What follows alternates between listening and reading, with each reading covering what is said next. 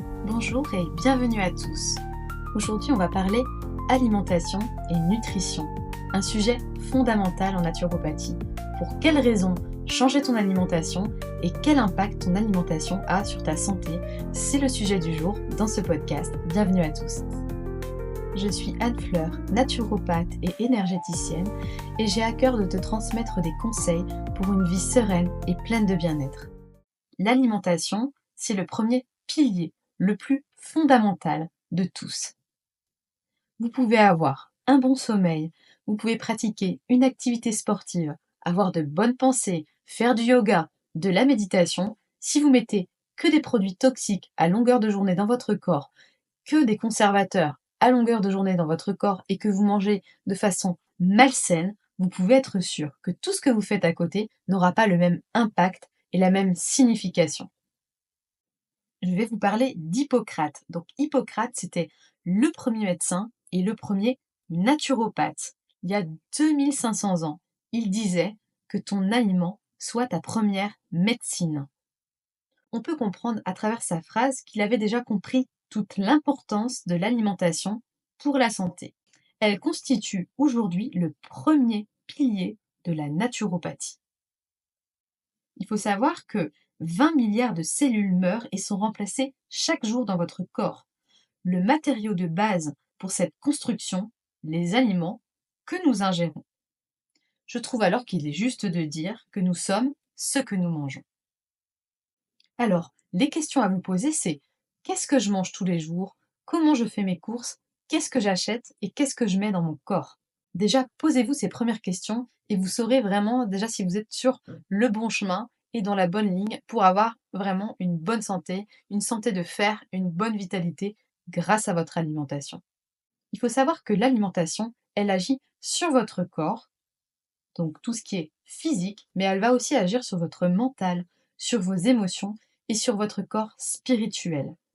Si vous mettez des aliments bons pour votre santé, sains pour votre santé, remplis de vie, comme les fruits et les légumes, vous allez vibrer sur des hautes vibrations. Si vous mettez des cochonneries dans votre corps à longueur de journée, des aliments qui sont nocifs pour la santé, qui sont chimiquement modifiés, vous allez vibrer sur de basses fréquences. Si vous mangez des aliments sains, vivants et pleins d'énergie, vous allez avoir ce plein d'énergie et vous allez ressentir ce bien-être au quotidien dans votre corps physique. Si vous mettez des aliments indigestes, nocifs pour votre santé et toxiques, vous verrez qu'au niveau de votre énergie vitale, ça ne sera pas la même chose. Vous allez être facilement fatigué, vous allez facilement tomber malade. Votre corps a besoin d'énergie vitale et de produits sains pour votre santé. Changer votre alimentation, c'est vous faire du bien à votre corps, monter votre taux vibratoire, élever votre énergie au quotidien, avoir une meilleure santé, des meilleures pensées. Vous verrez que cela a un impact significatif vraiment sur votre quotidien. Vraiment, vous allez ressentir la différence dans votre corps quand vous allez changer votre alimentation, sur tous les aspects de votre vie. Alors aujourd'hui, je voudrais vraiment vous démontrer l'impact de votre alimentation sur votre corps pour que vous preniez une décision radicale, c'est-à-dire changer définitivement votre alimentation toxique pour une meilleure alimentation. On va parler de deux choses. On va parler des émonctoires. Je vais vous expliquer ce que sont les émonctoires en naturopathie et on va aussi parler de la paroi intestinale. Alors, les émonctoires, ce sont les organes de notre corps qui permettent l'élimination et le traitement des déchets. On en a plusieurs, notamment les poumons, les reins, les intestins, le foie, la peau et l'utérus pour la femme. Donc la femme a de la chance, elle en a un en plus. En fait, ça va permettre l'élimination de toutes les substances nocives du corps et du coup ces organes vont faire leur travail pour permettre au corps d'éliminer, de nettoyer, de filtrer.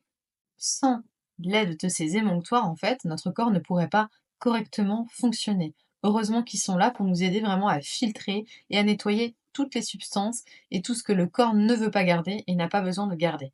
Donc pour que les émonctoires fassent leur travail et qu'ils aient un bon fonctionnement, il ne faut pas justement qu'ils soient saturés. Qu'est-ce qui provoque la saturation de ces émonctoires? C'est une alimentation nocive, un excès de gras dans le corps, de mauvaise graisse, de produits toxiques pour la santé. Ça va leur donner un surplus de travail, ils vont surfonctionner, surchauffer, on peut dire ça comme ça, et du coup, ils ne vont pas pouvoir faire leur travail correctement et ils vont être saturés. Alors, il faut savoir que le foie, il a 500 fonctions à assurer. Donc il y a certaines fonctions qui sont plus ou moins connues, notamment il y a une fonction de détoxication, donc là on vient d'en parler, de stockage de certaines vitamines, de synthèse des protéines, etc. Mais le rôle le moins connu du foie, c'est pourtant le plus crucial, c'est le fonctionnement du système immunitaire. Donc imaginez les dégâts que cela peut produire dans le corps quand le foie est saturé et ne fait plus son rôle de bon fonctionnement, de nettoyage. Alors en naturopathie, on parle de cycle entéro-hépatique, c'est-à-dire que le foie, il fait son travail. Il élimine les toxines via la bile dans les intestins. Par contre, si il y a une partie qui est expulsée de l'organisme par les selles, donc une partie des toxines et de ce qui ne garde pas, il y a une autre partie qui est réabsorbée. Et surtout, elle est réabsorbée en cas d'altération de la paroi intestinale. Donc je vais vous parler ensuite de cette paroi intestinale, mais là on finit sur le foie et sur les émonctoires. Comme je vous disais, pendant ce cycle entéro-hépatique, une partie des toxines qui est réabsorbée par le corps, donc le foie se sature progressivement. Donc la paroi intestinale, quel est son rôle et quelle fonction elle a par rapport au rôle des émonctoires? Cette paroi intestinale, elle a un rôle de protection dans le corps. Et le cycle entéro-hépatique, donc ce cycle dont on vient de parler, ne peut pas se faire correctement si la paroi intestinale est altérée. Alors cette paroi intestinale, cette muqueuse intestinale, en fait, elle est faite que d'une seule couche de cellules. Cette couche, en fait, elle est renouvelée tous les 2 jours. Ce sont des petites cellules, en fait, qui sont jointes les unes aux autres. C'est comme des petites villosités qui sont les unes à côté des autres, comme des petits cils, pour vous faire une image, et qui empêchent, en fait, le passage des toxines, le passage de tout ce qui est toxique pour le corps à travers les intestins, et donc dans le sang. Donc en fait, il faut que ces membranes cellulaires, donc ces petites cellules de l'intestin, il faut qu'elles gardent une bonne qualité. Si elles se détériorent ou qu'elles sont abîmées à cause de l'alimentation, et notamment elles sont souvent abîmées à cause de l'acidité dans l'organisme, c'est-à-dire une alimentation trop acide, pardon, des produits trop toxiques pour le corps, et ben ça va en fait faire un défaut en fait de ces petites cellules à ce niveau, en fait, au niveau des villosités, et ça va entraîner ce qu'on appelle un syndrome d'hyperméabilité intestinale.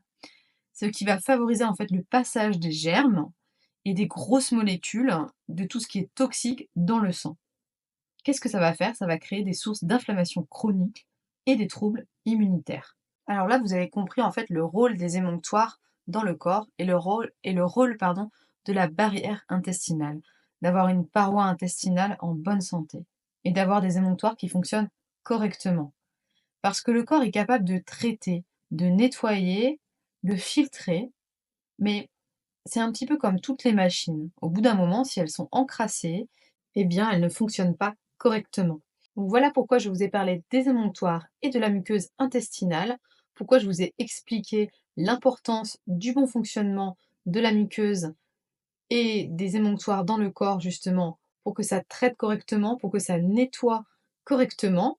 Vous pouvez faire maintenant la corrélation entre un apport de bons aliments dans votre corps, de bonnes substances dans votre corps, pour une bonne santé de votre corps, une bonne santé de vos intestins et de vos émonctoires. Voilà, évitez de les surcharger, évitez de les encrasser, un peu comme si on évitait d'encrasser une machine. Voilà, il y a des choses que le corps humain peut traiter, il y a des choses que le corps humain peut digérer, et il y a d'autres choses qui n'ont rien à faire dans notre corps, comme les conservateurs qu'on peut trouver dans tout un tas d'aliments. Vous êtes d'accord que c'est des choses qui sont chimiquement créées et qui ne sont pas faites pour être traitées par le corps humain, qui ne sont pas faites pour être digérées par le corps. Et puis de toute façon, hormis le fait que ça apporte des goûts dans l'alimentation et un intérêt en fait pour la saveur, je veux dire, le corps n'a pas besoin de ça. Donc voilà, l'importance d'avoir une bonne alimentation et mettre des choses qui sont de bonne qualité dans votre corps. On a compris un petit peu à quel point les produits toxiques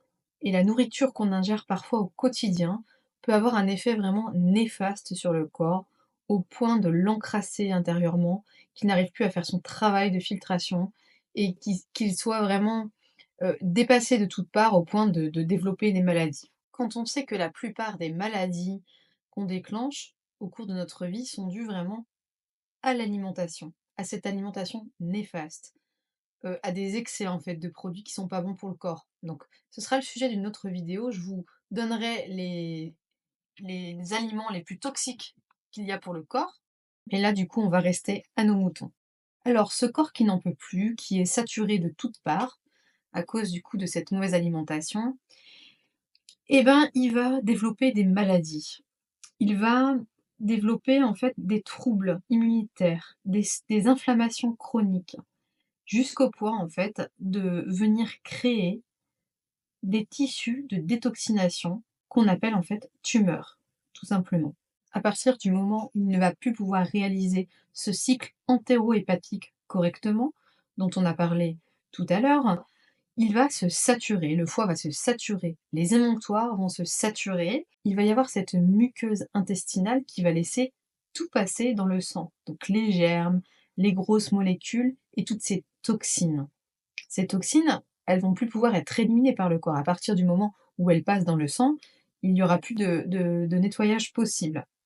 Donc, elles vont créer ce que je vous ai dit tout à l'heure, donc un tissu de détoxination qu'on appelle une tumeur. En fait, une tumeur, un cancer, c'est ni plus ni moins qu'une espèce de poubelle qu'il y a dans votre corps de toutes les cochonneries, de toutes les toxines, de tous les éléments nocifs que le corps n'a pas pu éliminer parce qu'il était saturé de toutes parts. Donc voilà, on peut conclure en fait qu'une bonne alimentation, ça permet de rester en bonne santé. Donc si vous voulez avoir une meilleure vitalité, prévenir les maladies et faire attention à votre santé, eh bien, il va vraiment falloir tout revoir de A à Z au niveau de votre alimentation. Il va falloir vous renseigner, vous informer, faire attention quand vous faites vos courses, regarder les étiquettes, traquer les colorants, les additifs, les produits chimiques de toutes parts. Parce que comme je vous dis, et comme vous êtes déjà au courant, ils sont cachés et ils sont partout. Donc là, on a parlé en fait de l'impact de l'alimentation sur votre santé. Donc on a compris que ça pouvait nous rendre malades, mais on peut aussi comprendre et prendre en compte que l'alimentation aura aussi un impact sur notre psychisme.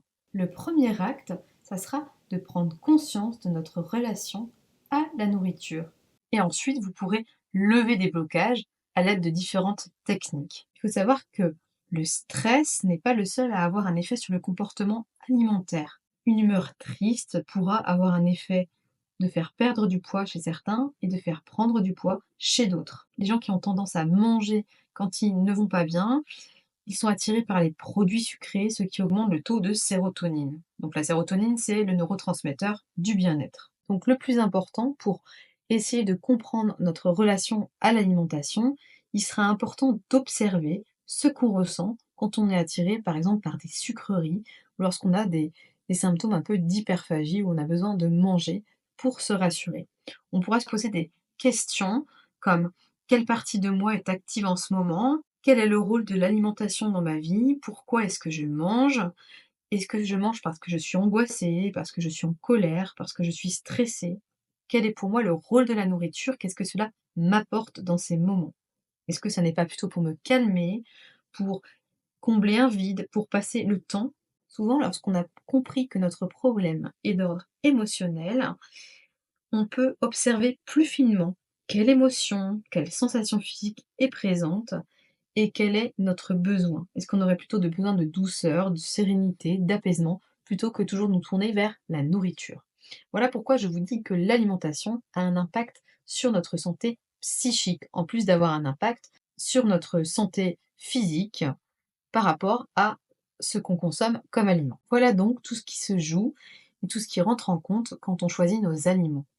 Voilà donc pourquoi il est important de bien choisir nos aliments, de choisir des produits pleins de vitalité, des produits sains, des produits bio, des produits frais et non des produits transformés qui vont venir justement, comme je vous ai détaillé et expliqué dans ce podcast, encrasser votre corps, lui donner trop de travail et qui, à long terme, vont rendre malade.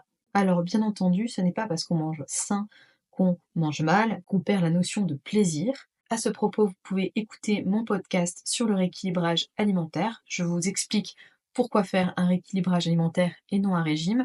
Et je vous parle aussi de cette notion de plaisir qu'on ne perd pas dans le rééquilibrage alimentaire parce qu'en fait, on goûte des nouveaux produits, on apprend des nouvelles recettes, on mange des nouvelles choses et en fait, on ne vient pas supprimer, on vient remplacer les produits toxiques par des produits de meilleure qualité. Il ne faut pas du tout dissocier cette notion de plaisir. Ce n'est pas parce qu'on fait attention qu'on ne se fait plus plaisir. C'est vraiment une question de faire attention à ne pas exagérer, à ne pas tomber dans les produits transformés constamment, à faire des excès alimentaires trop souvent. Il faut manger varié, il faut manger sain, il faut manger frais. Il faut au maximum préparer ses repas, faire du fait maison parce que c'est la meilleure façon d'éviter les produits transformés.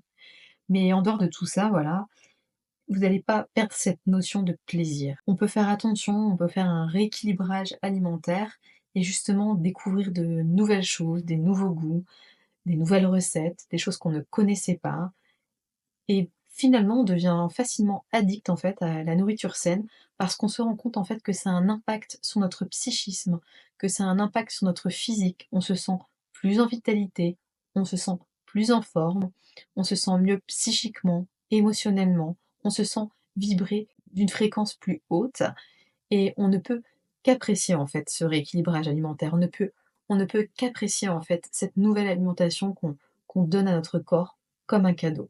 Voilà. Donc j'espère que vous avez bien compris le message, que vous avez bien saisi l'importance et l'impact de l'alimentation sur votre corps et sur tous les aspects de votre vie. J'espère que ça va vous donner envie de changer votre alimentation, que vous allez prendre des nouvelles initiatives, que vous allez avoir envie de découvrir des choses plus saines pour vous et surtout que vous allez être plus vigilant et faire plus attention à ce que les produits industriels peuvent nous proposer, c'est-à-dire souvent des cadeaux empoisonnés. C'est vrai qu'au niveau des saveurs et des goûts, bah, c'est attirant parce que ça donne envie, les packagings, ça donne envie. On a tendance aussi à tomber dedans pardon, facilement parce qu'on a envie de faire du vite fait, qu'on n'a pas envie de prendre le temps de cuisiner. Mais finalement, quand vous aurez découvert la cuisine saine, vous allez vous rendre compte qu'en fait, c'est pas si compliqué que ça prend pas tant que ça de temps. Moi, je suis maman de 3 enfants, donc je fais beaucoup de plats, je cuisine beaucoup, mais je ne prends pas tant que ça de temps à cuisiner parce que je fais des recettes simples, des recettes à la portée de tous et le fait de manger sain, le fait de voir que c'est bon pour notre organisme, que c'est bon pour nous, et ben forcément, ça a un impact très positif sur notre morale et ça donne envie de continuer. Voilà, je pense qu'on a fait le tour. J'espère que vous avez bien saisi. Si vous avez des questions, n'hésitez pas à me les poser dans les commentaires. Je vous remercie pour l'écoute de ce podcast. Je vous conseille d'écouter le podcast sur le rééquilibrage alimentaire et je vous souhaite une bonne journée. Je vous dis à bientôt. Si vous souhaitez vous abonner à ma chaîne, n'hésitez pas à partager également ce podcast, à le liker et à très bientôt.